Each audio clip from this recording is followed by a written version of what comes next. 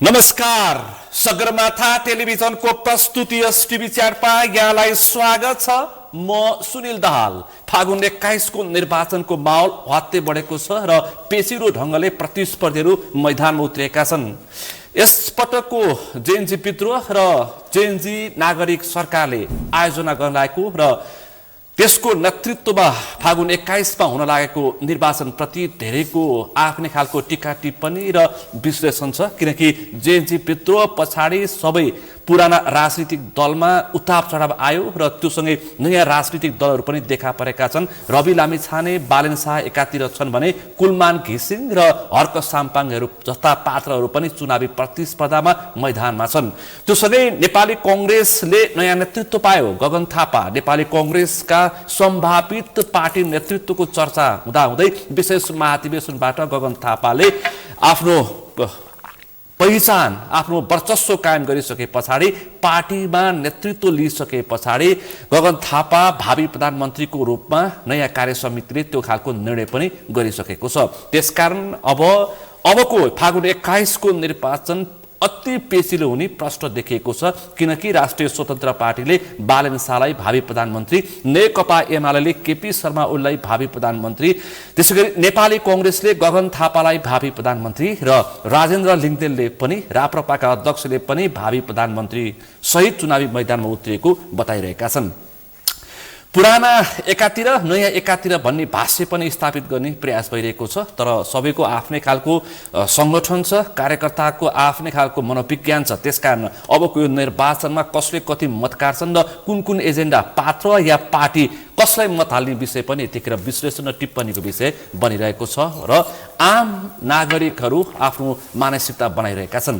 विशेष गरी धादिङ 1 मा पनि त्यस्तै खालको चुनावी अवस्था आउने देखिएको छ, पेचिलो रूपमा देखिएको छ। धादिङ 1 मा उम्मेदवारको चयनको विषय पनि यतिखेर चर्चाको विषय बनेको छ। पुराना पञ्चायत कालदेखि अहिले राष्ट्रिय स्वतन्त्र पार्टीमा अभियन्ता समेत जोडिएका व्यक्ति पात्र पनि चुनावी मैदानमा राष्ट्रिय स्वतन्त्र पार्टी तर्फबाट उत्रिएका छन्। त्यसकारण नेपाली कांग्रेसले पनि युवा नेतृत्व धादिङ 1 मा अगाडि सारेको छ। त्यससँगै नेपाली कम्युनिस्ट पार्टी, नेकपा एमाले का प्रतिस्पर्धीहरू पनि मैदानमा छन् र त्यसकारण राजमार्ग वरिपरि छेउछाउको यो धादिङको क्षेत्रले कसले कसलाई बाजी मार्छन् यो पनि यतिखेर चासोको र उत्सुकताको विषय बनेको छ।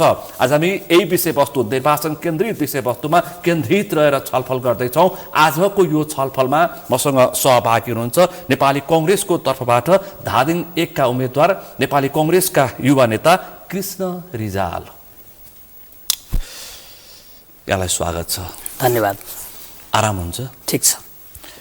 अब निर्वाचन लाग्यो। तपाईँ अब जेएनजी विद्रोह पछाडि एक किसिमको नयाँ पुरानो सबै राजनैतिक दलमा पात्र, उमेर र क्षमता र त्यसको अब्बलताको हिसाब किताब भयो। नभए पुराना राजनीतिक दलमा आफ्नै किसिमको ढरा थियो, पुरानाहरूको कब्जामा थियो कांग्रेस एमाले होस् अथवा अहिले बनेको नेपाली कम्युनिस्ट पार्टीमा, र जेएनजी विद्रोह पछाडि त्यसलाई उथल पुथल पारिदिएको छ। तपाईँ पनि अहिले एक किसिमले भन्दाखेरि जेएनजीकै प्रतिनिधित्व गर्न सक्ने खालको उमेर समूह छ तपाईँको पनि। तपाईँ चुनावी मैदानमा यस्तो बेलामा तपाईँले अवसर प्राप्त गर्दै हुनुहुन्छ, यो निर्वाचनलाई कसरी तपाईँ स्वयं उम्मेदवार भएर कसरी हेर्नु भएको छ? म छलफल यहाँबाट प्रारम्भ गर्छु, त्यसपछि खास विषयमा प्रवेश गर्छु। धन्यवाद। तपाईँले असाध्यै गहन र बेजोड प्रश्नबाट कार्यक्रम सुरु गर्नुभयो। पहिलो कुरा, नेपालको यो लोकतान्त्रिक आन्दोलनको ऐतिहासिक विरासत छ, जुन 7 सालको क्रान्तिदेखि 62-63 हुँदै अस्ति भर्खर भएको भाद्रको 23 र 24 को जेएनजी विद्रोहसम्म आइपुग्दाखेरि प्रत्येक कालखण्डको आन्दोलनले नयाँ परिवर्तन आएको छ। 7 सालको क्रान्तिले जनतालाई रैतीबाट नागरिक प्रजा बनाउन लाग्यो, अँध्यारोबाट उज्यालोतिरको यात्रा गर्यो। 7 सालभन्दा अगाडि त जातको आधारमा दण्ड पाउने अवस्थाबाट कानुनी राजको सुरुवात भयो। त्यो सुरुवात भएर 15 सालको गजबको सरकार बिपी कोइरालाको नेतृत्वमा बनेको सरकारले यति धेरै लोकप्रिय काम गर्दा गर्दै 17 सालमा फेरि राजा महेन्द्रले कु गर्नुभयो। त्यसपछि 30 वर्ष नेपाल फेरि के अँध्यारो युगमा सुरु गर्यो, अँध्यारो सुरुङमै प्रवेश गर्यो।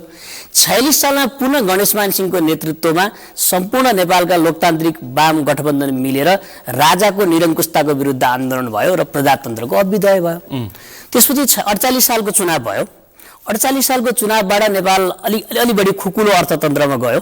48-51 को विकासको गतिलाई हेर्ने हो भने हामीले भनेको होइन, विश्व बैंकहरू अन्तर्राष्ट्रिय संस्थाहरूले पनि गजबको विकासको सुरुवात हुँदै गएको थियो। त्यसो हुने क्रममा 52 सालमा फेरि हामीलाई के भयो, माओवादी सशस्त्र द्वन्द्वका कारणले 10 वर्ष हाम्रो उर्वर टाइम जुन विकास र समृद्धिका काम गर्नुपर्ने थियो त्यो कुरामा चाहिँ केमा गयो, सेना सुरक्षा बढाउने र वार्ता गर्ने भन्नेमा गयो। तर त्यसको कुरा पनि एक्सेप्ट गरिसकेपछि 62-63 सालमा फेरि के भयो, आन्दोलन भयो, एउटा बृहत जनआन्दोलन भयो। जुन जनआन्दोलनले 240 वर्षको निरङ्कुश राजतन्त्र मात्र होइन, सहरमा निरङ्कुश राजतन्त्र, ग्रामीण भेगमा अथवा देशमा चाहिँ जुन माओवादीको हत्या हिंसा र आतंकको शासन थियो, यो दुईटै कुरा बन्द भएपछि 62 सालसम्म आयो।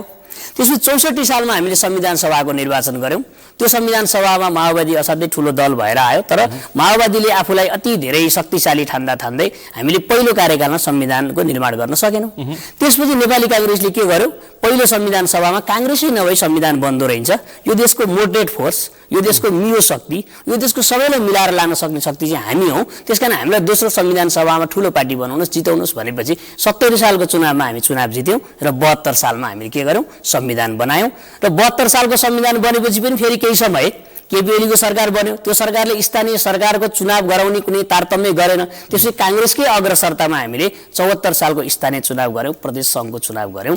र हामीले के भन्यौं भने नेपालले एउटा अब 7 दशक लामो संघर्षबाट प्राप्त उपलब्धिलाई के गर्यो भने अब चाहिँ संघीय लोकतान्त्रिक गणतन्त्रात्मक शासन व्यवस्था भएर आएर सिंहदरबारको अधिकार गाउँ गाउँमा पुगिसकेपछि अब पालो हाम्रो विकास र समृद्धिको, सुशासन भ्रष्टाचार विरुद्धको, मेरिटोक्रेसीको र दलीय दुष्चक्रले गजबसँग बिगारेका ठाउँहरूको चाहिँ सबलीकरण गर्ने भन्ने हाम्रो मोटो थियो।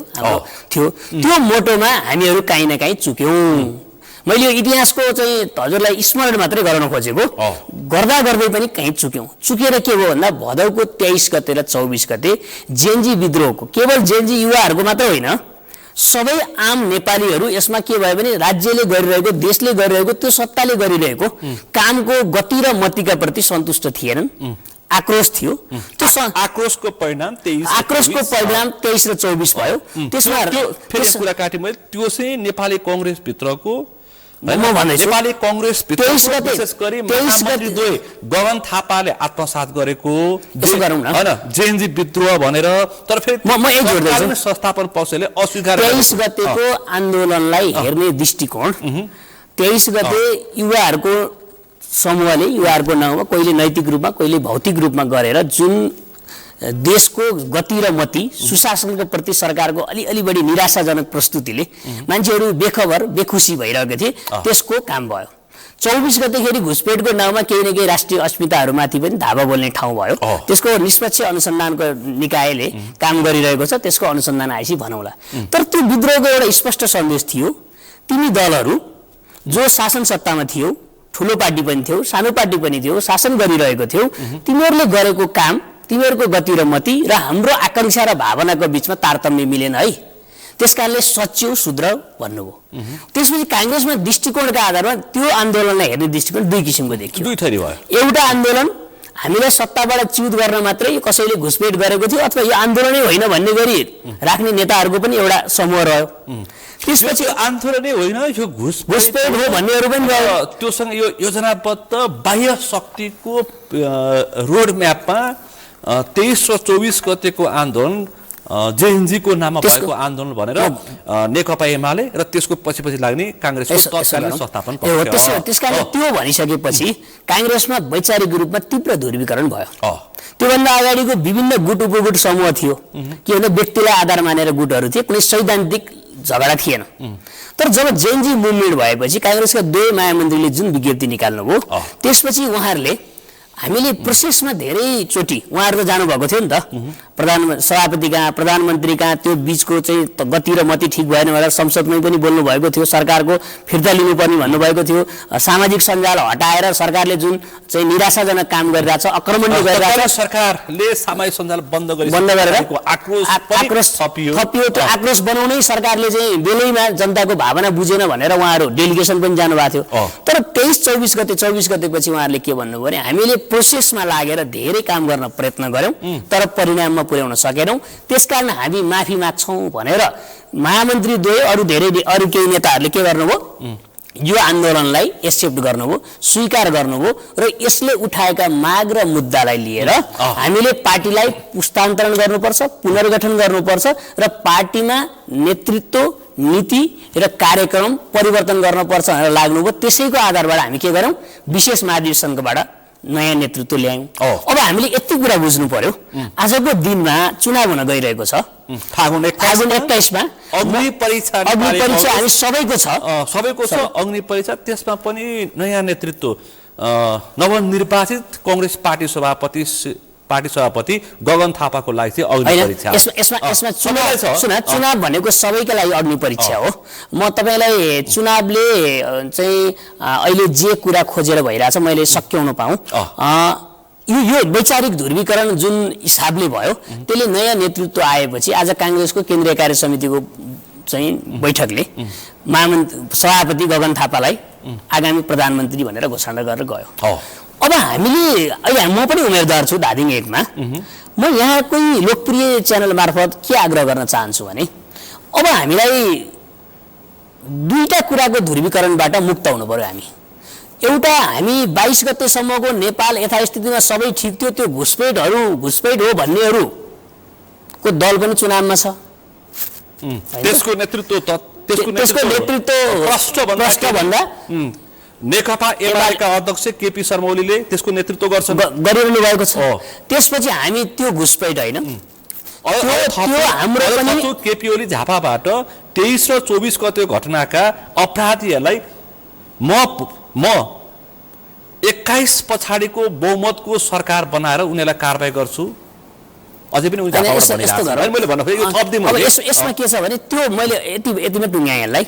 आन्दोलनलाई हेर्ने, विद्रोहलाई हेर्ने र जेनजी मुभमेन्टले उठाएको माग र मुद्दालाई हेर्ने दृष्टिकोणमा आधारित भएर नेपाली कांग्रेसले एउटा नयाँ नेतृत्व लियो।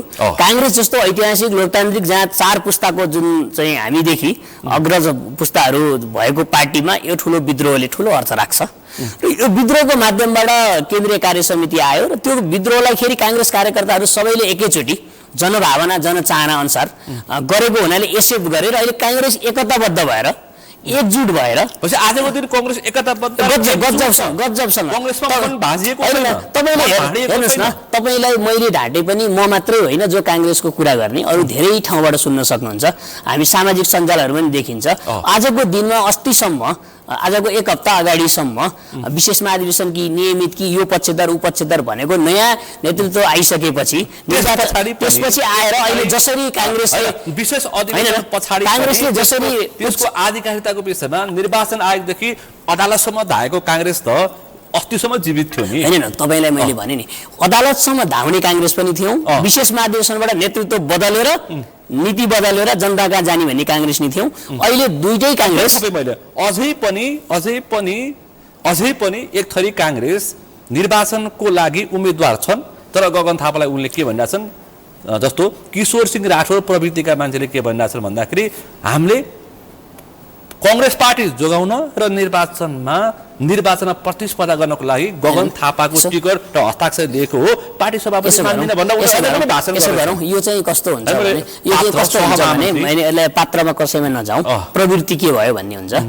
तपाईले चिया खान गएको ठाउँमा चिया खानी भनेपछि दुधको कि कालोको भनेर सोध्छ नि त, हैन? सोध्छ। अनि चिनी हाल्ने कि नहाल्ने नि भन्ला, हैन? चलन चलेको छ, हैन त? सोध्छ। तपाईले चिया खानी भन्ने बित्तिकै तपाईको मनोविज्ञान बुझेर चिया ल्याउँदैन, पार्टी सभापतिको हस्ताक्षरले टिकट गइसकेपछि अब कसलाई मान्छौँ मान्दैनौँ भनेर धेरै सरकार राख्नु परेन। त्यो सम्भावित पार्टी सभापति डाक्टर शेखर कोइरालाले अब यो विषय टुङ्ग्यो भनेर भनिसक्नु। त्यसकारण यसमा यसो गरौँ, सैद्धान्तिक रूपमा हामी क्लियर भएर एकताबद्ध भएर आत्मविश्वासी भएर चुनावमा गइसकेका छौँ।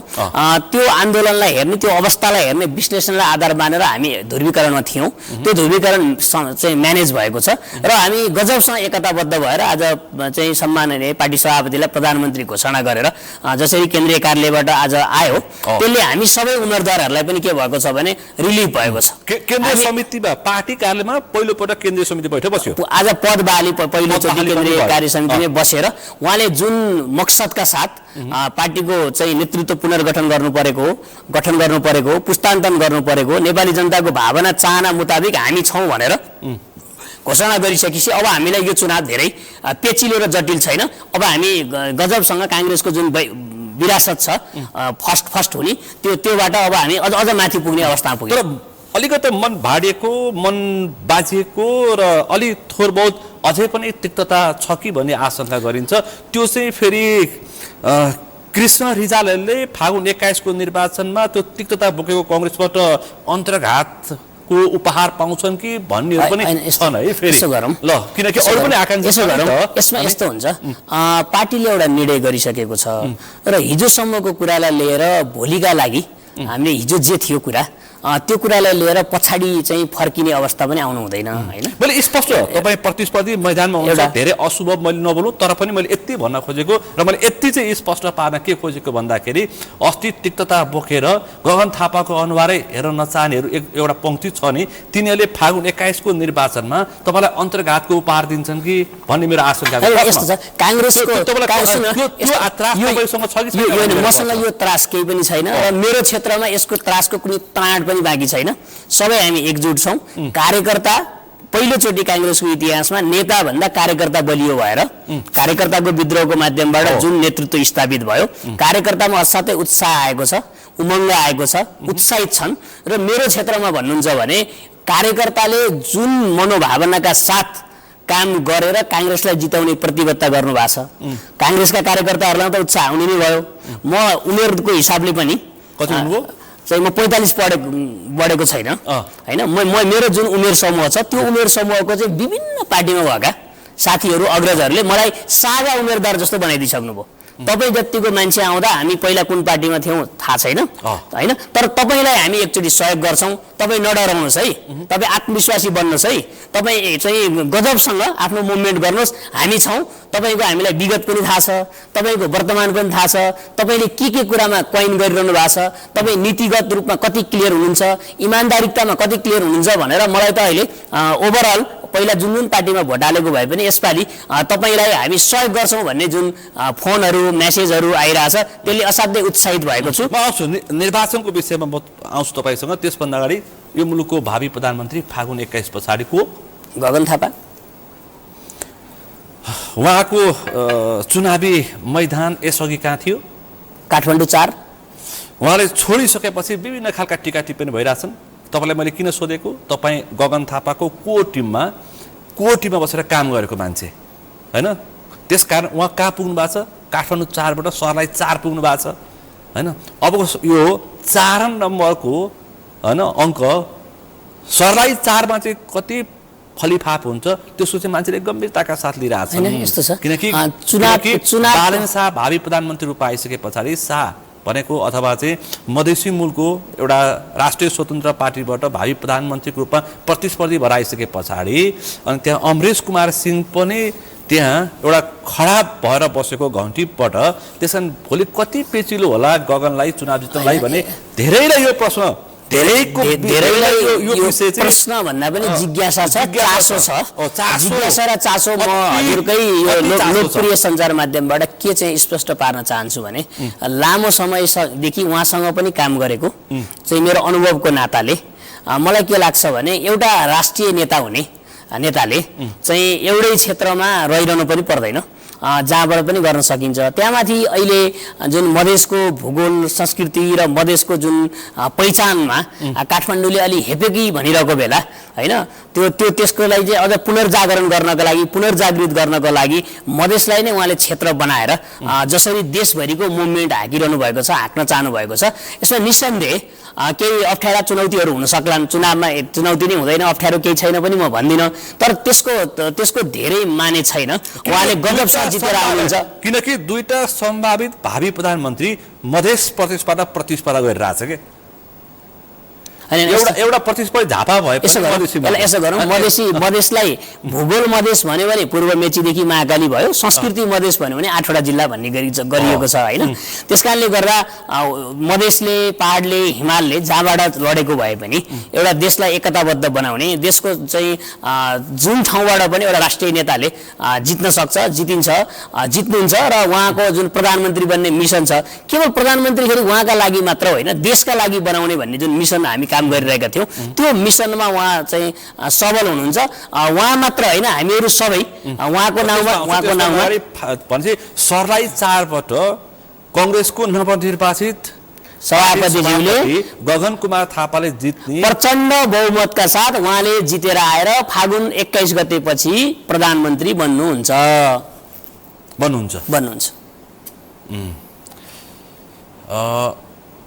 त्यहाँ चाहिँ एउटा नारा लागिरहेछ मधेसी मुलुकको प्रधानमन्त्री सम्भावित प्रधानमन्त्री मधेसी मुलुकको भनेर त्यहाँ एउटा व्यापक रूपमा त्यो खालको चाहिँ भाषा स्थापित गर्न खोजिएको छ।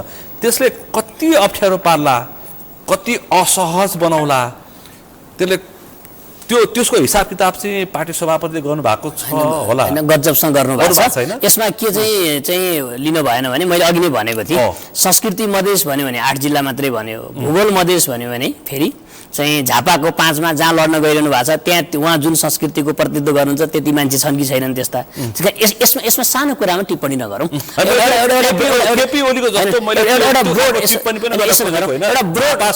ब्रोड सेन्स लगाएर सुन्नु न नेपालको संविधानले के गरेको छ भने स्थानीय तहको चुनाव लड्नको लागि त्यहीँको मतदाता हुनुपर्छ भनेको छ क्या। त्यसकारणले गर्दा स्थानीय तहमा त्यहीँको मान्छे जसरी उम्मेदवार हुन्छ। तर हाम्रै संविधानले के भनेको छ भने संघीय तहको उम्मेदवार जो जाँड नि हुन पाउँछ, एक ठाउँमा लड्न पाउँछ, दुई ठाउँमा पाउँदैन हैन। भनेपछि मेची महाकाली नेपालको सरहदभित्र भएको जहाँबाट पनि लड्न पाउने ठाउँमा अब हामीले अहिले चाहिँ यहाँबाट हो उहाँबाट हो यस्तो हो भनेर धेरै यसमा तर्क वितर्क नगरौँ। पुष्पकमल दाहाल प्रचण्डले 5 ठाउँ घुमिसके हैन। त्यसकारणले अरु धेरै नेताहरू पनि हुनुहुन्छ, राष्ट्रिय नेताहरूलाई यो कुराको सुविधा पनि हुन्छ। हामी जस्तो भूगोलमा काम गरिरहेको नेताहरूलाई चाहिँ आफ्नै भूगोलको बढी प्रेम पनि हुन्छ, माया पनि हुन्छ। अखेर माया गर्नु भएन भनेको होइन, उहाँहरूलाई चाहिँ राष्ट्रिय राजनीतिले आकर्षणले अनेकतिर पुर्याउँछ। तर चाहिँ त्यसलाई चाहिँ धेरै एकदम चाहिँ के भन्छन् त्यसलाई तथ्य र तर्क प्रमाणमा नहेरिकन यो पहिलोचोटि भएको जस्तो गरी हामीले पनि कुरा नगरौँ। यो पहिला नै भइरहेको थियो, एउटा रेगुलर प्रोसेस हो भन्ने गरी हेरौँ न। त्यसकारण गगन थापाको जित सुनिश्चित छ, त्यसमा दुई मात्रै छ, भावी प्रधानमन्त्री पक्का छ। अब अर्को कुरा, किनकि यो चोटिको निर्वाचन चाहिँ हुन त गगन थापा पनि लोकप्रिय र पपुलर भन त पुरानो दलको नेता एक किसिमको भाषा त्यसरी स्थापित भएको छ। पुरानो दलको पुरानो नेता, तर पुरानो दलको पुरानो नेताभित्र पनि लोकप्रिय र चर्चित पात्र युवा नेताको रूपमा गगन थापालाई झनै 3 दशकदेखि 62-63 आन्दोलन पछाडि त्यसरी प्रष्ट चिनिन्छ।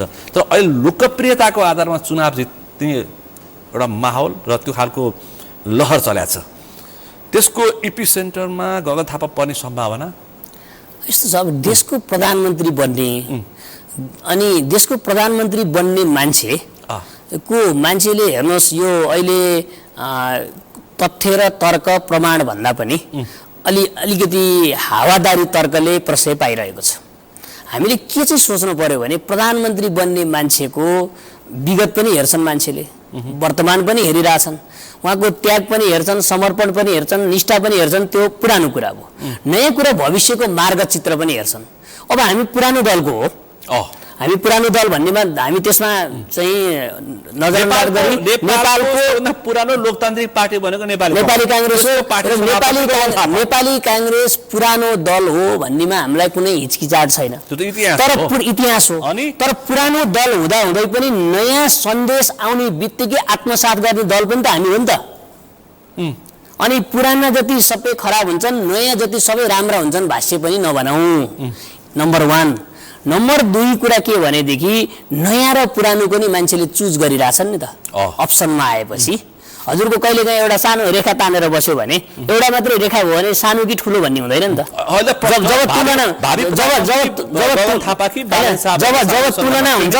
जब तुलना हुन्छ त्यसपछि उहाँको योग्यता, क्षमता, पहिला गरेको डेलिभरी मेकानिजम त्यसले पनि अर्थ राख्छ।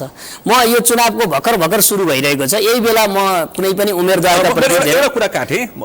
आम मान्छेमा के परिरहेको थियो र एक थरी अभियन्ताहरूले चाहिँ गगन थापा भाउजूको अनुहार बोकेर आउँछन् कि रुखसिन बोकेर आउँछन् भन्ने सामाजिक सञ्जालदेखि सबैतिर त्यो खालको एक किसिमको चर्चा परिचर्चा गरिएको थियो। भाउजू भन्न खोजेको आर्जु राणाको अनुहार लिएर आउँछन् कि गगन थापा फागुन 21 को निर्वाचनमा रुखसिन बोकेर आउँछन्, हेरौँला त्यसपछि हिसाब किताब गरौँला भन्नेहरूलाई चाहिँ गगन थापाले विशेष महाधिवेशनको आयोजना गरेर रुखै चिन्ह लिएर जान सक्ने क्षमता बनाए, होइन? हजुर, एकचोटि भनिरहेको थियो नि कसको अनुहार र कसरी आउलान् भनिरहेको थिएँ कि, अनि भेटौँला मैदानमा भनिरहेको थिएँ। त्यो चाहिँ गगन थापाले त्यो खड्को चाहिँ पार गरे फागुन 21। यस्तो होला। यो अहिले पहिलाको चुनावहरूमा चाहिँ मान्छेहरूको धेरै कुरा सामाजिक सञ्जालमा नि आउँदैन थियो, यति धेरै मिडिया पनि थिएन, यति धेरै डायस्पोरामा मान्छेहरू पनि थिएनन्, टिका टिप्पणी चर्चा परिचर्चाहरू कम हुन्थ्यो। अब चाहिँ तपाईँ प्रत्येक मान्छेको, प्रत्येक नेताको, प्रत्येक चाहिँ सामाजिक जीवनको एउटा लब्ध प्रतिष्ठित मान्छेको के छ, उसको चाहिँ सबै मान्छेले गुगलको सञ्जालमा छ, नजिकबाट निहालिरहेका छन्। अब यो निहालेको बेला हामीले के भन्नु हुँदैन भने हामी बाहेक अरू सबै खत्तम छन् भन्ने अहङ्कार पनि राख्नु हुँदैन। अनि त्यसपछि हामी चाहिँ यति धेरै गजब छौँ, अरू हाम्रो नजिकै आउन सक्दैन भन्नु पनि हुँदैन। तर यो बेलामा अहिले जसरी हामीलाई जे आरोप लगाएर कांग्रेस कार्यकर्ताहरू, नेताहरू भोट माग्न आउलास फलानु हो भने ढिस्कानु भयो भन्ने थियो, त्यो कुरा हामीले विद्रोहका माध्यमबाट पार्टीमा स्थापना गरेपछि अहिले जुन किसिमको आत्मविश्वास, एकता र जनसमर्थनको लहर बढेको छ नि, त्यसले हामी सबै उत्साहित भएका छौँ। कांग्रेस कार्यकर्तामा आएको यो अभूतपूर्व एकता, उत्साह र आत्मविश्वासले फागुन 21 पछिको प्रधानमन्त्री गगन थापा हुन्छन् भन्नेमा अब हामीले यसमा चाहिँ कुनै बिना हिचकिचाट भन्न सकिने अवस्था छ। यसमा धेरै चाहिँ चिन्ता गर्नुपर्ने अवस्था छैन। रिजालज्यू, बाह्य शक्तिको रोडम्याप के छ? आन्तरिक त छँदैछ, बाह्य शक्तिले के चाहिरहेछ? अनि यस्तो गरौँ यो सबै कुरा बाह्य शक्ति भनेर आफूले गरेको, आफूले गर्न नसकेको कामको दोष अरूलाई नलगाउँ। हामी नेपालमा सबै राजनीतिक दलहरू यहीँका नेपाली माटोमै जन्मिएका, नेपाललाई नै राम्रो गर्न जन्मिएको हो। नेपालमा राम्रो गर्छु भनेर जानेलाई नै जनताले के गर्छन्, जसलाई उहाँहरूलाई जनतालाई यो पटक एकपटक जितेको पार्टी सधैँ जितिरहँदैन नि त, हैन? जनताले भोट हाल्ने हो, अनि जनता सबैले भोट हालेर जिताएको मान्छेलाई फेरि विदेशी षड्यन्त्र देख्ने जुन चस्मा छ हाम्रो, त्यो चाहिँ नजरिया छ, त्यो नजरिया बदल्न पर्यो। जनतामाथि भरोसा राख्नु पर्यो, आफ्नो कामका प्रति, नीतिका प्रति, योजनाका प्रति भरोसा, त्यो विश्वास राख्नु पर्यो र विगतमा भएका गल्ती कमजोरीलाई आत्मसात गरेर नयाँ कमजोरी नगर्ने, इतिहासको कुरा मात्र चाहिँ नरटिने, भविष्यको मार्गचित्र र गन्तव्य स्पष्ट भएको नेतृत्व सबैले भनिरहेका छन्, हामी पनि भनिरहेका छौँ। हामी यो पटकको चुनावमा अब हामीले योभन्दा अगाडि राजनीतिक परिवर्तनको मुद्दाहरू लिएर चुनावमा गएको थियौँ, यसपालि हामी राजनीतिमा परिवर्तन भनेर लिएर जान्छौँ। राजनीतिक के रे, फेरि भन्नुहोस् त? राजनीतिक परिवर्तनका मुद्दाहरू, आन्दोलन, एउटा आन्दोलन पछि अर्को आन्दोलन बिचमा गर्नुपर्ने बाध्यता थियो, त्यो बाध्यताबाट राजनीतिक परिवर्तनकै मुद्दाहरू स्थापित गर्ने ठाउँहरूमा थियो। अहिले मैले भने अब चाहिँ राजनीतिमा परिवर्तन। राजनीतिमा परिवर्तन भनेको हाम्रो के हो अब भने सङ्घीय लोकतान्त्रिक गणतन्त्रात्मक शासन व्यवस्था स्थापना भएपछि अब हाम्रो पालो विकास र समृद्धिको। राजनीतिमा परिवर्तन भनेको के भने सुशासनको प्रत्याभूति, सेवा प्रवाह घर आँगनमा पुग्दाखेरि ढिला सुस्ती हुने प्रक्रियाको अन्त्य, भ्रष्टाचारको अन्त्य, म बारम्बार सुशासनको चाहिँ नयाँ भयो। त्यसपछि गएर हाम्रो विकास गर्दा गर्दै कतिपय ठाउँमा विनाश पनि भएका छन्।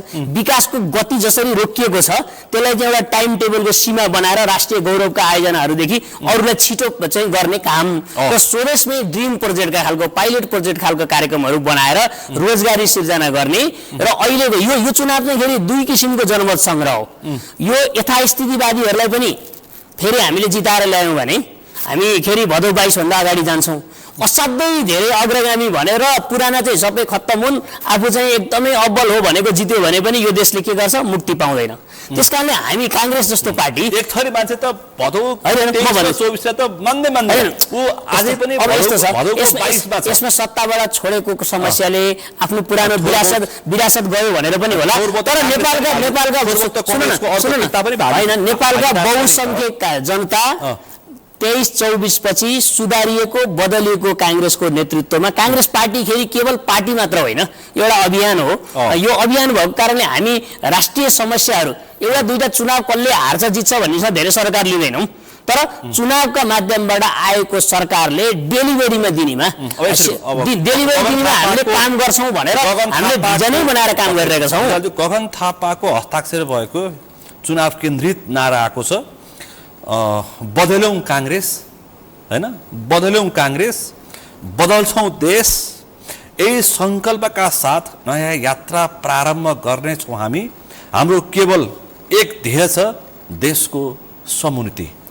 होइन, तपाईँले हेर्नुभयो नि त अहिले सभापतिजीको भर्खर चाहिँ आएको जुन स्टेटमेन्ट छ, दुई लाइनको स्टेटमेन्ट छ, त्यो स्टेटमेन्टमा हामीले प्रष्ट छौँ। मलाई दाबी कांग्रेस बदल्यौं, अब देश बदल्छौं। हामीले कांग्रेस बदल्दैनौ, तिमीहरू कुरा मात्रै राख्यौ, प्रोसेसमा भन्छौ, परिणाम निकालेनौ भनेर भाउजूका बेवर मात्रै भयो भनेर गाली गरिरहनु भएको थियो। हामीले त्यो पार्टी बदल्यौं। यति ठुलो लोकतान्त्रिक, यति ठुलो चाहिँ पुरानो संरचना भएको पार्टीमा एकैचोटि 50 भन्दा कमको नेतृत्वमा पार्टी बदल्यौं।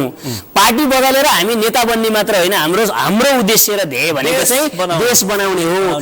देश बनाउँदाखेरि पनि त्यो अहिले नेपाली जनतामा आएको जुन निराशा छ नि, त्यो निराशालाई आशावादी बनाउने, भविष्यको भरोसा दिने र देशमा समुन्नतिको मार्गमा हामीलाई सामान्य जनताहरूलाई धेरै ठुलो कुरो चाहिएको छैन। आफूले सेवा प्रवाह लिन गर्ने ठाउँमा झन्झटिलो प्रोसेस नहोस्, होइन, यत्रो डिजिटल इकोनोमी भएपछि यसलाई चाहिँ आइटी मैत्री बनाउन सकियोस्।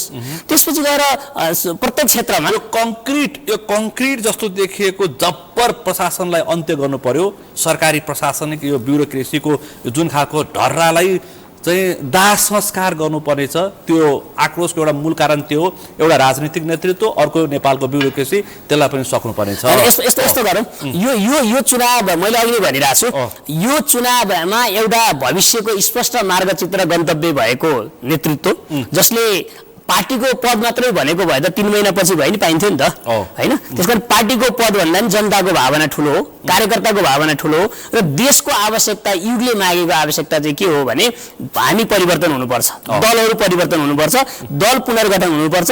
दलमा अहिलेसम्म भएका नेतृत्वले जुन खालको एउटै मान्छेले एउटै काम 2-3 चोटि बिगारिसक्यो, अब उहाँलाई नै राखेर सपार्न सकिँदैन। त्यसकारण हामी नयाँ ल्याउँछौँ भन्नुभयो, ल्याउनु भयो। त्यसपछि आजको निर्णय तपाईँले भर्खर पढ्नु भएको निर्णयमा पनि अब हाम्रो ध्येय के छ, समुन्नति, मुलुकको समुन्नति। र मुलुकको समुन्नतिमा हामीले यो बितेको 35 वर्षमा फेरि सबै नकारात्मक भएर केही पनि भएन भन्ने भाष्य पनि नगरौँ। 34 वर्षमा काण्ड पनि आएका छन्, सकारात्मक। सुन्नु न, भ्रष्टाचारका पार्टीभित्र वा बाहिर हुन्, भ्रष्टाचार गर्नेको चाहिँ कसैको पनि जात, भाषा, लिङ्ग, पार्टी हुँदैन। ती समाजका चाहिँ धमिरा हुन्, तिनीहरू जुन पार्टीमा भएको भए पनि तिनले नेतृत्वमा आउनु हुँदैन। र अब आन्दोलनबाट प्राप्त उपलब्धि भइसकेपछि र एउटा अवस्थाबाट अर्को अवस्था आएपछि अब सामान्य कुरा छ, म छोडिहालेँ। नेपाली कांग्रेसको नेतृत्वमा हामी भविष्यको स्पष्ट मार्गचित्र भएको समुन्नति हाम्रो ध्येय हो, उद्देश्य हो। अब यो उद्देश्यका लागि हामीले 165 क्षेत्रमा जुन रुख ध्वजावाहक उम्मेदवार छौँ, त्यसमा म पनि पर्छु।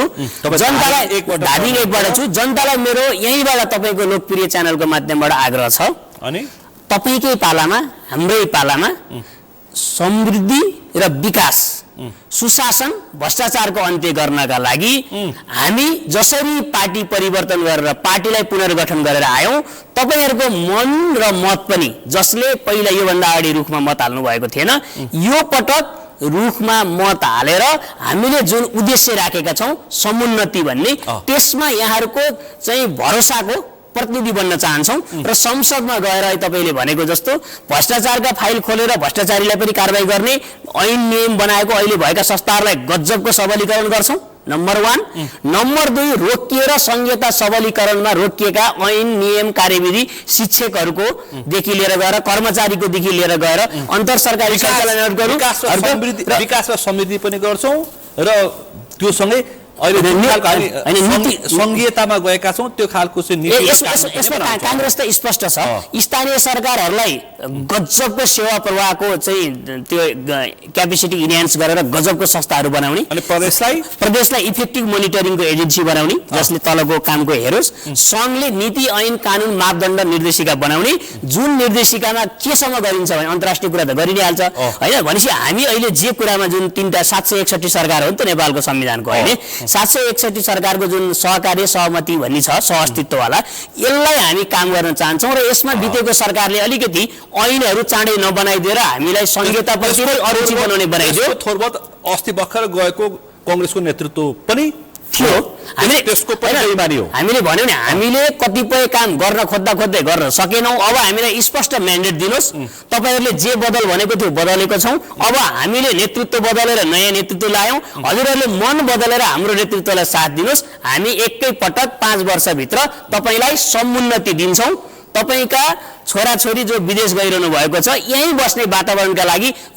धेरै रोजगारी सिर्जना गर्छौँ, समुन्नतिको मार्गमा तपाईँहरूलाई अगाडि लान्छौँ भनेको छौँ। त राष्ट्रिय स्वतन्त्र पार्टी पनि त्यही भन्छ। अनि ठिक छ, उहाँहरूले नि भन्नुभएको छ, हामी पनि भनेका छौँ जनतालाई त्यो उहाँहरूको नेतृत्व र हाम्रो नेतृत्वको बिचमा तुलना गर्ने अवस्था छ।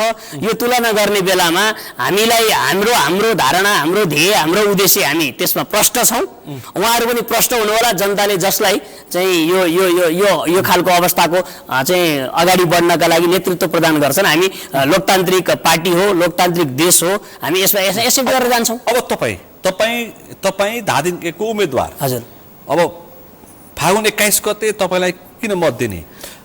कृष्ण रिजालको अनुहार हेरेर कि एजेन्डा हेरेर? होइन, मैले अहिले भनेको थिएँ एजेन्डा पनि एजेन्डा कांग्रेसको एजेन्डा मूल रूपमा पार्टी सभापतिजीले प्रधानमन्त्री घोषणा गर्दै गर्दा आएको आज हाम्रो समुन्नति हो। त्यसमा आधारित रहेर घोषणा पत्र, प्रतिज्ञा पत्र आउँछ, त्यो पनि मेरो एजेन्डा हो। र दोस्रो कुरा चाहिँ म आफै व्यक्तिगत रूपमा पनि यो संसदका लागि प्रभावकारी बनाउनका लागि, रोकिएका संसदका काम गर्नका लागि नीतिमा रुचि राख्ने, पोलिसीमा रुचि राख्ने एउटा कार्यकर्ता हुँ। म त्यो ठाउँमा जाँदा पहिलेको भन्दा अझ बढी अब्बल काम गर्न सक्छु भन्ने मलाई आत्मविश्वास छ। त्यो आत्मविश्वासका लागि धादिङ 1 का सचेत विवेकशील मतदाताले फागुन 21 मा मलाई मतदान गरेर संसद छिराउनुहुन्छ भन्ने पूर्ण विश्वास छ। त फेरि एकछिन मान्छेले गगनले उम्मेदवार तय गरिरहँदाखेरि पनि 23 र 24 गते हैन मुलुकको सुशासनको लागि, भ्रष्टाचारको अन्त्यको लागि लडेका युवाको अनुहार देखिएन। उम्मेदवारमा अलिकति फरकको प्रयास भयो, तर त्यो प्रश्न अहिले 165 जना उम्मेदवारमा 106 जना नयाँ उम्मेदवार छन्। 106 जना, त्यसमध्ये हामी जस्तो युवा, म भन्दा झन्डै 10 वर्ष कान्छा युवाहरूले नि टिकट प्राप्त गर्नु भएको छ। र हामी केवल त्यो आन्दोलन 23 र 24 भएको बेला मात्र होइन, त्यो भन्दा अगाडिदेखि नै मेरा चाहिँ लेखहरू, मैले प्रयोग गर्ने फोरमहरूमा यो अहिले मैले जे भने दलीय दुष्चक्रको अन्त्य हुनुपर्छ, भ्रष्टाचारको अन्त्य हुनुपर्छ, सुशासन हुनुपर्छ, अहिलेको नेतृत्वको गति र मतिले कांग्रेसलाई अगाडि बढाउन सक्दैन, त्यसकारण परिवर्तन हुनुपर्छ, पुनर्गठन हुनुपर्छ, हस्तान्तरण हुनुपर्छ भनेर बारम्बार बस र पैरवी गरेको मान्छे हुँ। यता 23 र 24 दोस्रो भावना समेटेको छ उम्मेदवार। दोस्रो धेरै हामी स्वयं आफैमा पनि जेनजी विद्रोहले उठाएको मुद्दाहरू पार्टीहरूमा उठाइरहेका थियौँ। हामीले गर्न नसकेको काम जेएनजी विद्रोहले एकै दिन गर्यो, तपाईले गरे, हामीले गर्न नसकेको काम तपाईहरुले गर्नुभयो, अब हामी त्यसैमा तपाईको पछि लाग्छौ भनेर नि नेतृत्व फेर्यौं त हामीले। हो, नेतृत्व फेर्दै गगन थापालाई खबरदारी पनि भएको त्यो माइतीघर मण्डलबाट जेएनजीबाट पुस्तान्तरण गरेन भने तिमीहरू सकिन्छौ। अहिले हाम्रो धेरै पुस्तान्तरण भएको छ, केही पार्टीको समस्याका कारण नभएको होला। अब तपाईसँग प्रतिस्पर्धी यस्ता छन् कि पञ्चायत कालदेखि 8औं पटकसम्म प्रतिस्पर्धा गरेका राजेन्द्र पाण्डेदेखि लिएर अब सामाजिक अभियन्ता लोकप्रियताको नाममा देखा परेका नयाँ अनुहार आशिका तामाङदेखि एमालेमा लोकल स्थानीय राजनीतिमा भिजेका भूमि त्रिपाठीहरूसम्मका प्रतिस्पर्धीहरू छन् हैन। अब तपाईँ कसरी धान्न सक्नुहुन्छ? यस्तो छ, ल प्रष्ट जवाफ धेरै चुनावमा एक बासीले सुन्न यसो गरौँ म को उम्मेदवार हुनुहुन्छ, उहाँहरूको कुन भोल्टेज छ भन्नेमा कसैलाई पनि अनादर गर्दिनँ। उहाँहरू लामो समयदेखि त्यहाँको राजनीतिमा क्रियाशील हुनुहुन्छ, उहाँहरू श्रद्धेय हुनुहुन्छ, उहाँहरूका प्रति मेरो सम्मान छ, नयाँ पुरानो कोही पनि भन्दिनँ, सम्मान छ, श्रद्धा छ। तर देशले एउटा मुड बनाएको छ। देशले के मुड बनाएको छ भने नयाँ परिणाम ल्याउनको लागि पुरानो पात्र प्रयोग गरेर अब हामी नयाँ प्रगति समुन्नतिमा जान सकिँदैन। त्यसका लागि युवा नेतृत्व चाहिन्छ र युवा नेतृत्व नि कस्तो चाहिन्छ भन्दा जसको जीवनमा बेदाग चरित्र छ, चाल छ, चरित्र छ, गर्छु भन्ने हुटुटी छ र राति सपना देख्ने होइन, दिउँसो देखेको सपनालाई ऊर्जामा रूपान्तरण गर्ने क्षमता छ। त्यसकारणले म श्रद्धेय उम्मेदवारहरू नयाँ पुरानो सबैका प्रति उहाँहरूलाई असाध्यै श्रद्धा गर्दै देशले एउटा दिशा र गति लिइसकेको छ। नयाँ नेतृत्व जसको आदर्श, इमान्दारिता र भविष्यमा गर्न सक्ने डेलिभरीमा हेरेर जनताहरू बसिरहेका छन्, त्यसमा म आफूलाई अब्बल रूपमा प्रस्तुत गरेको छु। मलाई उम्मेदवार को हुनुहुन्छ भन्दा पनि एजेन्डाले तानेको छ। एजेन्डाका आधारमा सबैसँग प्रत्येक ठाउँमा बहस गर्न सकिन्छ। त्यो बहसमा म तपाईँलाई एउटा स्मरण गरौँ, आजको दिनमा मैले चाहिँ चुनाव जित्दै गर्दा को प्रधानमन्त्री हुन्छ? गगन थापा प्रधानमन्त्री हुनुहुन्छ।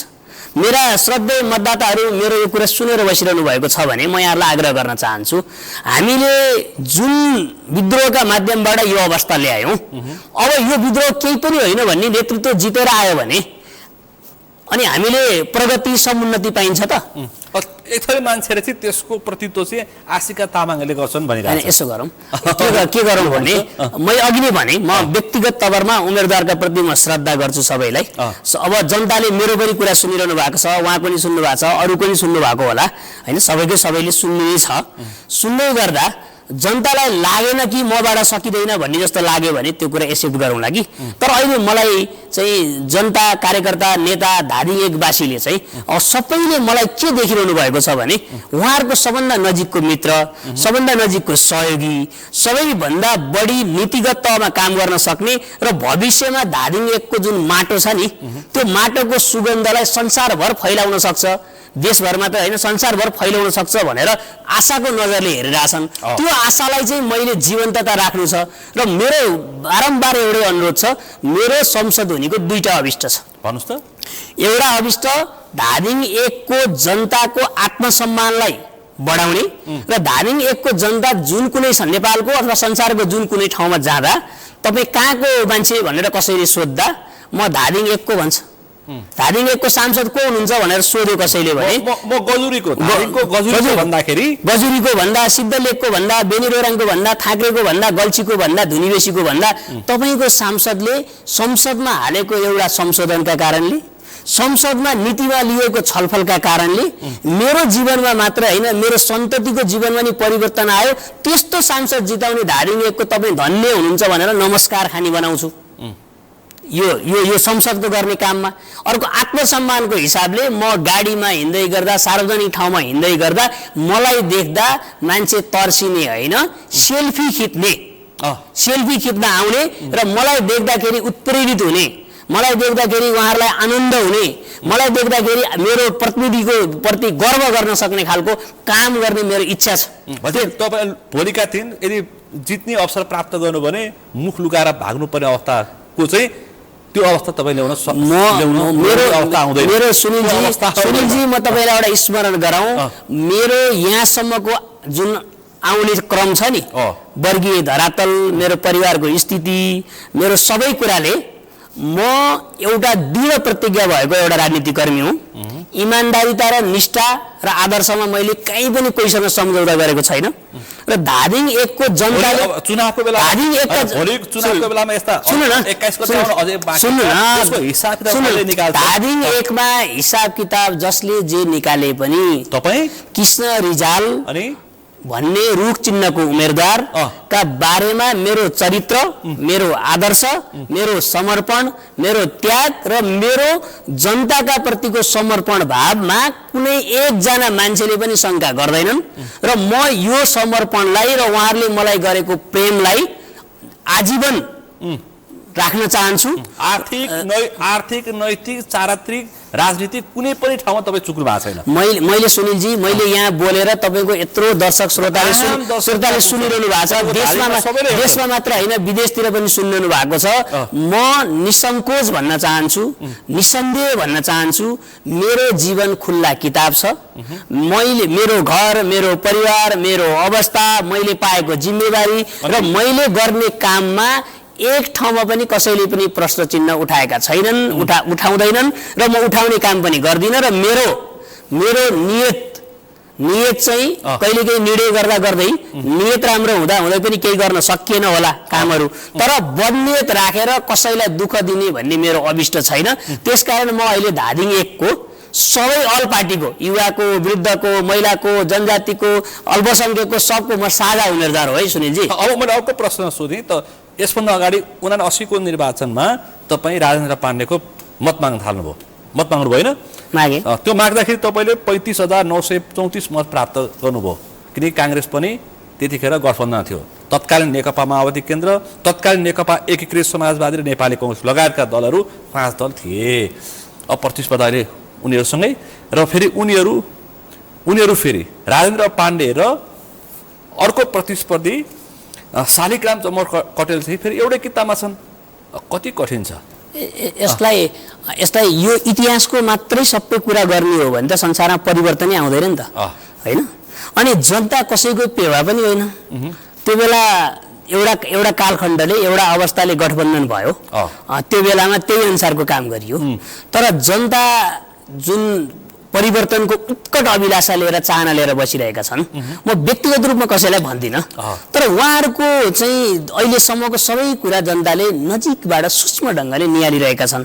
म नयाँ पनि हुँ, नवीन पनि हुँ र मैले चाहिँ यो पुरानो आँकडा हेरेर त्यस्तो धेरै तनाव र चिन्ता लिन किन पर्दैन भने यो आँकडा बनाउने नै हामी हो, होइन?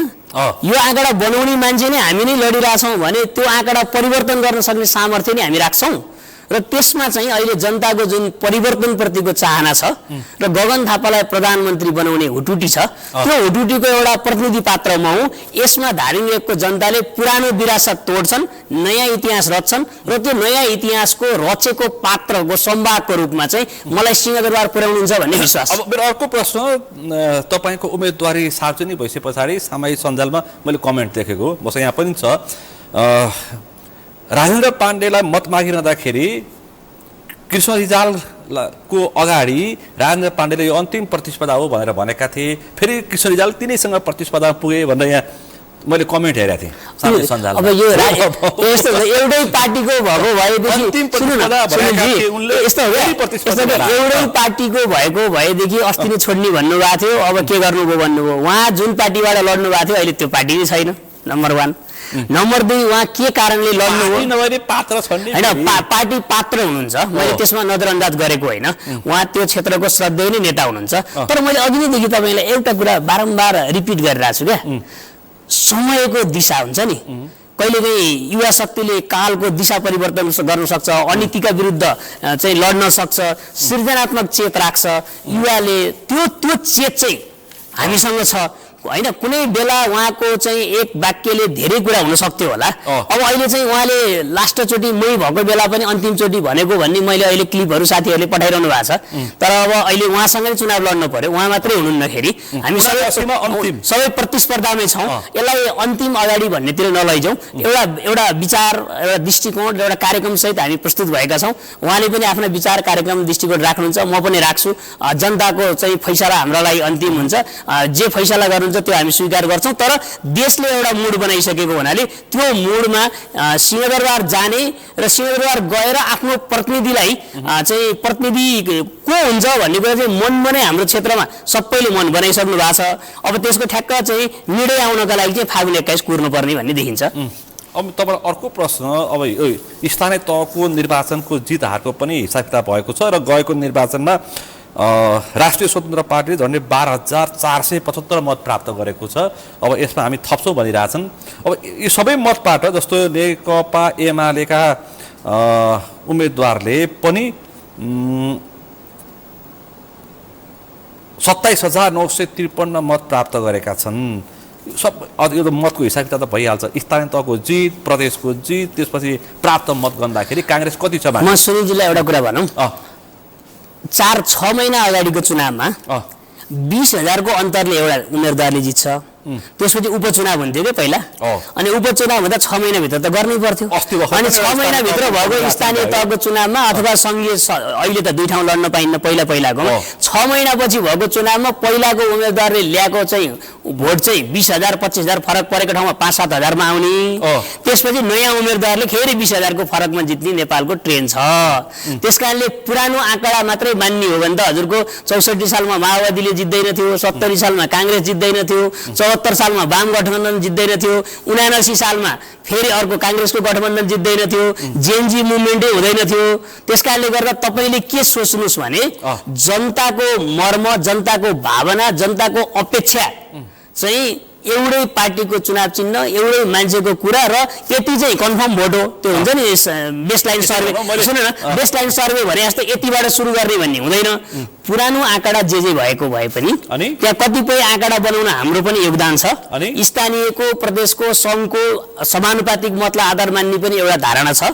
तर यो सबैका बावजुद पनि जनताले मन र मत दुईटै परिवर्तन गर्न खोजेका छन्। धादिङ एकमा मन र मत किन खोजिरहेका छन् परिवर्तन गर्न भने 2-3 पुस्ताले एउटै मान्छे वा एउटै पार्टीमा भोट हालेर जसरी चाहिँ धादिङको 1 नम्बर चाहिँ अलिकति विकासबाट पछाडि पर्यो कि भन्ने लागिरहेछ। त्यसका लागि चाहिँ योचोटि मन र मत दुईटै रुख चिन्हमा राख्ने, त्यसको निमित्त प्रतिनिधि कृष्ण रिजाललाई जिताउने र गगन थापालाई देशको प्रधानमन्त्री बनाएर आफ्नै पालामा, आफूले देखेकै बेलामा के गर्ने, समुन्नति देख्ने भन्ने चाहना छ जनताको। त्यसका लागि गाउँमा, घरमा, टोलमा, युवामा, महिलामा, वृद्धमा हामी यो सन्देश बोकेर जान्छौँ। यो सन्देशले फागुन 21 पछि पक्कै नै हामीलाई गजबको निर्णायक नेतृत्व प्रदान गर्छ भन्ने लाग्छ। भनेपछि तपाईँको निर्वाचनमा अहिले यो मत माग्ने क्रममा देख्नु भएको छ नि सामाजिक सञ्जालमा विभिन्न खालका फन्दाहरू, होइन, रोचक फन्दाहरू देखिरहनु भएको छ नि तपाईँले? देखिरहेको छ। तपाईँको नुवाकोटमा होस् अथवा रौतहटमा होस् अथवा उता झापातिर होस्, होइन, मान्छेहरूले चाहिँ एउटा कुरा भन्छ, मैले यो सबै मैले सामाजिक सञ्जालमा धेरै ठाउँको नेताहरूको चाहिँ के फन्डा भन्नुभयो तपाईँले, म त्यही शब्द भन्दिनँ, जुन त्यो अलि देख्दाखेरि नसाउने खालको, अलि देख्दाखेरि नसाउने खालको छ। नेपाली जनता यति धेरै चाहिँ केही कुरो नबुझ्ने छन्। तपाईँले यसो सोच्नु न, माला लाएर गएर चाहिँ घाँस काट्छ त मान्छेले? काट्छ? काट्दैन। म घाँसै काटेर आएको मान्छे हुँ। मलाई अहिले चाहिँ घाँस काट्न गएको बेला चाहिँ एकदम सफारी सुट लाएर गएर फोटो हालिदियो भने मान्छेले व्यङ्ग्य गर्दैन, गर्छन्। त्यसकारणले मलाई फन्डा केही गर्नु जरुरी छैन। मलाई मतदाताले मन मनै माया गरिरहेका छन्। मलाई मतदाताले मत पनि हाल्ने दृढ निश्चय गरिसकेका छन्। मेरो जीवन सरल सादगी र इमान्दार छ। मैले कुनै फन्डा गर्नुपर्ने जरुरत छैन र मैले झुटा आश्वासन पनि दिनु पर्दैन। मैले झुटा आश्वासन पनि दिनु पर्दैन, मैले केही फन्डा पनि गर्नु पर्दैन। फन्डा गर्नेहरूलाई नै मान्छेले चिनिरहेका छन्। जुन फन्डा अब त अति भयो भनेर सामाजिक सञ्जालमै आएको उत्तरहरू पनि म हेरिरहेको छु। ठ्याक्कै अन्तिममा छु, तपाईँको राजनीतिक पृष्ठभूमि र पारिवारिक पृष्ठभूमि कस्तो छ? अनि म एकदम निम्न मध्यम वर्गीय परिवारको सदस्य हुँ। मैले राजनीति गर्दा मेरो कुनै विरासत थिएन। मैले स्वार्जन गरेरै म पार्टीको यो ठाउँसम्म पुगेको हुँ। मेरो आफ्नो स्वभावका हिसाबले भन्नुहुन्छ भने अन्याय र अत्याचारका विरुद्ध तत्त ठाउँमा प्रतिकार गर्नुपर्छ भन्ने लाग्छ। इमान्दारिता, समर्पणमा म असाध्यै आफूमा आदर्श चरित्र राख्नुपर्छ भन्ने लाग्छु र म स्पष्टका साथ आफूलाई चित्त नबुझेको कुरा सहर्ष त्यसले फाइदा घाटा नाफा घाटा भन्दा पनि चाहिँ जनताले के चाहन्छन्, धेरैको हित के हुन्छ, उहाँहरूलाई यो कुरा नभनिदिँदाखेरि समस्या पो के हुन्छ कि भनेर आफूलाई एकदम सोच विचार गरेर निर्णय गर्छु। मेरो पारिवारिक विरासत पनि सामान्य राजनीतिक विरासत होइन, तर म दृढ इच्छा शक्तिले, आत्मविश्वासले र नेपाली जनतालाई, धादिङको जनतालाई चाहिँ न्याय विवेक दिने र सामाजिक न्यायका लागि उहाँहरूले जुन अधिकार लिइरहनु भएको छ त्यो अधिकारलाई चाहिँ नीतिका माध्यमबाट घर घरमा पुर्याउनका लागि चाहिँ मैले काम गर्नुपर्छ भनेर म राजनीतिमा लागेको। भन्दाखेरि काठमाडौँसँग जोडिएको धादिङलाई पनि अझै पनि के भन्छन् मान्छेले, राजमार्गसँग जोडिएको क्षेत्रलाई पनि बजाङ बाजुरा भन्छन् के? यस्तो गरौँ, यसको चाहिँ हाम्रो लामो समयदेखि सुनिलजी लामो समयदेखि त्यही क्षेत्रको नेतृत्व गरिरहेकोहरूलाई यो प्रश्न हजुरले सोध्नु पर्यो। मैले चाहिँ के मात्रै भन्छु भने लामो समयदेखि राजमार्ग बाहेक धादिङको अरू पहिचान काठमाडौँमा ल्याउने तरकारी र राजमार्ग बाहेक पहिचान भएको छैन। नयाँ पहिचान काठमाडौँबाट नजिक भएको अपार्टमेन्ट बनाउनेदेखि पर्यावरणदेखि महाभारतको रेन्जमा ट्रेल बनाउनेदेखि अरू धेरै मसँग विकासका समृद्धि ल्याउने र त्यही घर घरमै रोजगारी बनाउने योजना छन्। त्यो योजना पुरा गर्नका लागि म यो योजना मेरा छन् भनेर म जनताका फेरि जान्छु नि। तपाईँलाई अग्रिम बधाई र शुभकामना छ र यो समय र संवादलाई आभार व्यक्त गर्न चाहन्छु। तपाईँलाई पनि धन्यवाद। तपाईँको जुन लोकप्रिय च्यानलबाट मेरा विचारहरू, भावनाहरू र मेरा अन्तरङ्ग मनका कुना कप्चरामा रहेका चिजहरू जनतासँग, मेरो धादिङको 1 नम्बर क्षेत्रका श्रद्धेय मतदाता सामु लाने अवसर मिलाइदिनु भयो। तपाईँलाई र तपाईँको च्यानललाई धन्यवाद। तपाईँका फागुन 21 गते निर्वाचनमा मत दिन तयार भएर बसेका तपाईँका मतदातालाई अन्तिममा के भन्नुहुन्छ? मैले अघि नैदेखि एउटै वाक्य भनिरहेको छु, म अन्तिममा पनि तपाईँहरूले मन र मत बदल्नु पर्ने अवस्था आएको छ। देशले एउटा दिशा पक्रेको छ, त्यो दिशाको एउटा चाहिँ म अभियन्ता बन्न चाहन्छु र तपाईँलाई अघि नै भने मैले तपाईँको आत्मसम्मान र तपाईँको विकासका प्रति, समृद्धिका प्रतिको छिटो ल्याउने चाहना छ। त्यो चाहनाको प्रतिनिधि आजको दिनमा धादिङ 1 को सबैभन्दा अब्बल उम्मेदवार म हो भन्ने मेरो दावा र दलिल छ। यसमा जनताले मलाई सहयोग गर्नुहुनेछ, मतदान मत दिएर भन्ने म विश्वास राख्छु। पछि पुरानो कांग्रेस होइन, यो नयाँ कांग्रेस हो। अघि नै भनिसक्यौँ, बदलिएको कांग्रेस, बदल्नु पर्ने देश। ठ्याक्कै समय सक्यो। फेरि पनि समय र समाजलाई आभार व्यक्त। धन्यवाद तपाईँलाई पनि। आज हामीले विशेष गरी अहिलेको फागुन 21 को निर्वाचन जुन सन्निकट हुँदैछ र प्रतिस्पर्धीहरू मैदानमा छन् र मैदान भएका प्रतिस्पर्धीले आफ्नो मतमानिकमा अनेक खालका चर्तिकला पनि देखाएका छन्। कसैले बौद्धिकता प्रस्तुत गरिएका छन्, कसैले जसरी पनि जित्नुपर्छ भनेर चटकीहरू पनि प्रस्तुत गरिएका छन्। त्यसकारण यो फागुन 21 को निर्वाचनको परिणाम भनेको यो मुलुक यथास्थितिमा राख्ने कि पुराना मान्छे ल्याउने कि पुराना प्रवृत्ति र पात्र ल्याउने कि नयाँ सोच विचार भएका व्यक्तिले लिएर आउने र मुलुक बनाउने कि नबनाउने, ठ्याक्कै आम मतदातालाई पनि प्रश्न छ। देश बनाउने कि नबनाउने फागुन 21 को मतदानमा तपाईँको हातमा छ। त्यसकारण अत्यन्तै गम्भीरताका साथ, सोच विचारका साथ मत दिनुहोला, किनकि तपाईँले दिएको गत मतले देश बिग्रिन सक्छ। आजको यो छलफलमा मसँग सहभागी हुनुहुन्थ्यो नेपाली कांग्रेसका युवा नेता, धादिङ 1 का नेपाली कांग्रेसको तर्फबाट प्रत्यक्षका प्रत्याशी कृष्ण रिजाल। आजको विषय प्रसङ्ग यति नै। भोलि अर्को विषय प्रसङ्गका साथ एसटिभी च्याटलाउने बाचा गर्दै म सुनिल दाहाल पनि बिदा चाहन्छु। सगरमाथा टेलिभिजन हेर्दै गर्नुहोला। नमस्कार।